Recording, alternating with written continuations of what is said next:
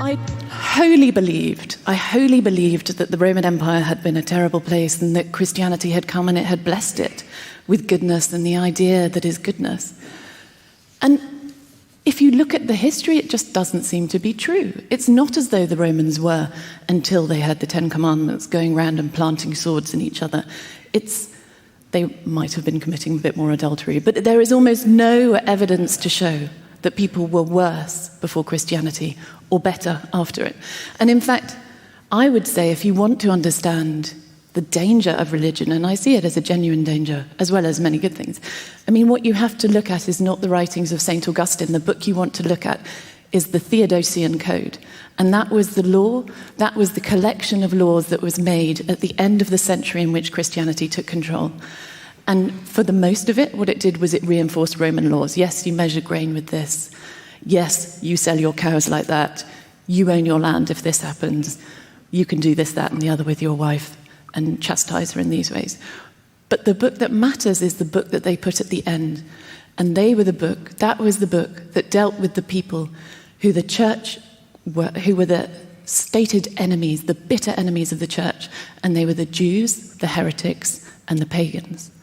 And it treated them in terms that were not just hostile, they were subhuman. They were demons. They were less than human. They were suffering from a sickness and they had to be cured, in inverted commas. And we know how you cure heretics. So,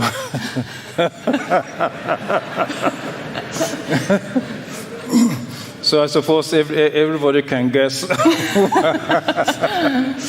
No, I don't know very, very, very well, and I appreciate your insights. Just that in any developmental system, when you focus on one stage, the other stage may appear to be contradicting what the previous stage is being, and that's about anything that develops. And I think between the Old Testament and the New Testament, that you read something, formulate the Old Testament, then gets changed in the New Testament. It's just an invitation for a system of belief that grows and that develops. There's a great deal in pre-institutional Christianity that is enormously respectful of pagan culture, pagan persons.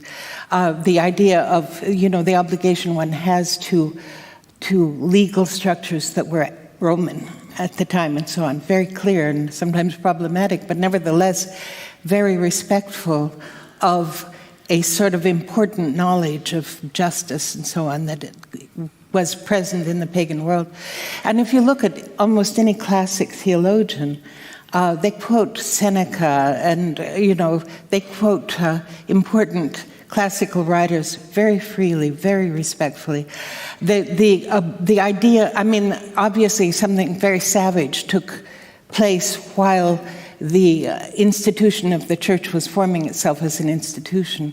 But there's nothing in the literature of Christianity that makes that either acceptable or necessary. It's simply something that happened in the way things happen in history. It said that ancient Rome applied the word dignitas to military emperors and conquerors who returned victorious from battle. And their victory is supposed to have proven their dignitas, their worth, their dignity. And it took the same Christian writers who, according to you, destroyed everything in Rome or the pagan world to have turned this, So Christian writers took this expression and instead of referring to this sense of victory and valor and all of that, turn it on its head, and then said, it refers to the fact that every human being is created in the image and likeness of God.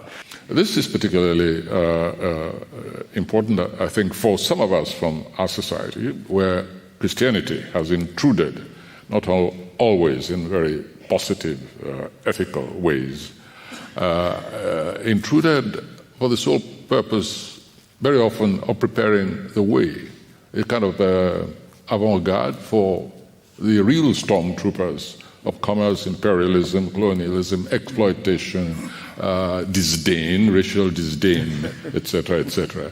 And the history of Christianity in our society, as you know, has not been of the best, even till today. One very important example culturally, when the Christians came, determined to spread the gospel, and they looked around, they couldn't find, they needed the devil. Later on, I'd like to talk about my experience with the devil, by the way. I think 3 encounters vicariously, but very interesting. But I don't want to, I don't want to change the subject. When they came, they couldn't find the equivalent of the devil, of Satan.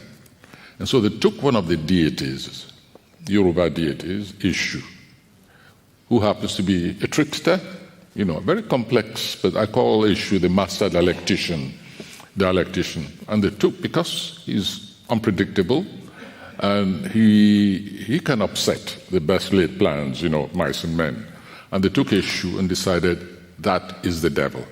And they distorted the entire ethical structure that was based on the Yoruba pantheon, the various deities of various departments of existence, phenomena, conduct, relationship, on which a whole, functioning ethical structure had been built.